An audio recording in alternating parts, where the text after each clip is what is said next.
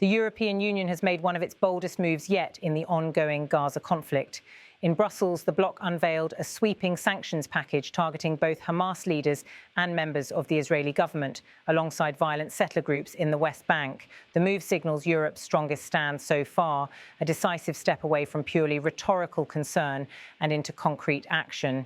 The announcement comes as Israel pushes deeper into Gaza City, a military escalation that many fear will worsen the humanitarian catastrophe already unfolding. For weeks, aid groups have warned of critical shortages, overwhelmed hospitals, and a mounting civilian death toll. Now, European leaders are putting policy behind their warnings. Kaja Kallas, the EU's High Representative for Foreign Affairs and Security Policy, set the tone in Brussels as she briefed reporters. Kallas said, "Today in the college, we also addressed the war in Gaza. Israeli government's push into Gaza City is a new escalation of the war and will further deepen the humanitarian crisis." Her statement was blunt, an acknowledgement that Europe believes Israel's ground campaign risks spiraling into disaster. But Kallas did not stop at words. She presented a sanctions package designed to pressure both Hamas and key figures in Israel's government. Kallas said, "Today, I presented a robust package of sanctions of Hamas terrorists, extremist ministers in the Israeli government, and violent settlers and entities supporting the impunity going on in the West Bank." The proposal, formally adopted by the European Commission, includes a partial suspension of trade concessions that Israel has enjoyed under its association agreement with the EU. The measures also extend to sanctions on 2 Israeli government ministers, several settler groups accused of fueling violence, and 10 Hamas leaders considered responsible for terror and instability. The restrictions would impose asset freezes and travel bans, directly limiting the movement and resources of those named. For Hamas, it aims to cut off international access and financing. For Israeli ministers and settlers, it represents a stinging rebuke, Europe publicly identifying them as part of the problem rather than part of the solution. Kallas underscored that these measures were carefully calibrated, not intended to sever all ties with Israel. She said, "The Commission adopted a proposal to partially suspend trade concessions." Importantly, she clarified that the move did not amount to a full trade embargo. It was instead a targeted suspension meant to send a strong political signal without collapsing EU-Israel economic relations. The package is not yet final. For the measures to take effect, they must be approved unanimously by all 27 EU member states.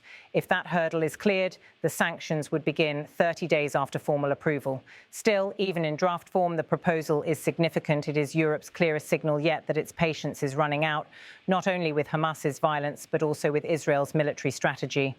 The announcement followed remarks from Kallas just one day earlier. On Tuesday, she foreshadowed what was to come, warning in stark terms about the dangers of Israel's offensive. She said, "Israel's ongoing ground offensive in Gaza would only worsen what she described as an already dire humanitarian situation." Those comments, paired with Wednesday's sanctions, show a deliberate escalation in Europe's own diplomatic approach. This move must be understood within a wider global context. The Gaza war has become one of the world's most volatile crises, pulling in powers far beyond the region. Washington continues to support Israel, while Beijing has criticized Israeli actions. Moscow, too, has weighed in, framing the conflict as a symptom of Western failure. Now, Europe, often criticized for being reactive or divided on Middle East policy, is carving out a more assertive role. By sanctioning both Hamas and Israeli officials, the EU is positioning itself as a player willing to challenge both sides of the conflict. Observers say the dual approach is deliberate. It allows Brussels to condemn Hamas's terrorism while also signalling that Israel cannot act with impunity. The strategy reflects Europe's attempt to walk a narrow line, defending humanitarian values, maintaining political credibility, and using its economic leverage without destabilizing relations entirely. The sanctions carry symbolic weight as much as practical impact. Naming Israeli ministers and settler groups sends a message that the EU is prepared to call out individuals, not just institutions. For Hamas, the measures reinforce Europe's long-standing stance that it will not tolerate terrorism. But beyond symbolism, the restrictions also have real consequences. Travel bans would prevent named individuals from entering EU territory, while asset freezes would lock down any holdings they may have within European jurisdictions. Critics question whether these steps will change behaviour on the ground. Israel's military campaign is unlikely to shift dramatically because of targeted EU sanctions. Yet supporters argue that political signalling matters. By imposing these measures, Europe increases international pressure and narrows the space for unchecked action. Unanimous approval remains the biggest obstacle. The EU has often struggled to present a unified front on foreign policy, especially in the Middle East. Some member states maintain close ties with Israel and may hesitate to support measures seen as punitive. Others may argue the sanctions do not go far enough. Still, the fact that the European Commission formally adopted the proposal indicates serious momentum. Diplomats suggest that pressure is building within Europe to act, particularly as images of Gaza's devastation circulate worldwide. At the heart of this policy shift lies the humanitarian crisis. Aid groups warn of catastrophe. Electricity supplies are unreliable, water is scarce, and food shortages are growing. Hospitals are overwhelmed with casualties, many of them women and children. For European leaders, these realities cannot be ignored. Sanctions are being framed not only as political tools, but also as moral responses. Kallas and her colleagues have stressed that Europe must not appear complicit by inaction. This moral framing is central. By balancing sanctions against both Hamas and Israel, the EU is making the case that accountability is universal. Terrorism cannot be excused, but neither can disproportionate force that inflicts massive civilian suffering. Historically, the EU's role in the Israeli-Palestinian conflict has been limited to aid, diplomacy, and statements of concern. The new sanctions represent a shift from commentary to action. They reflect Europe's growing ambition to be a more serious global actor, one capable of shaping events rather than merely responding to them.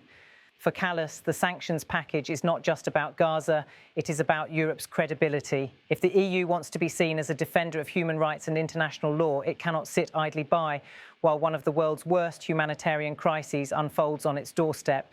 If approved, the sanctions could reshape the diplomatic landscape. Israel may find its European partnerships more strained, even as it leans on US support.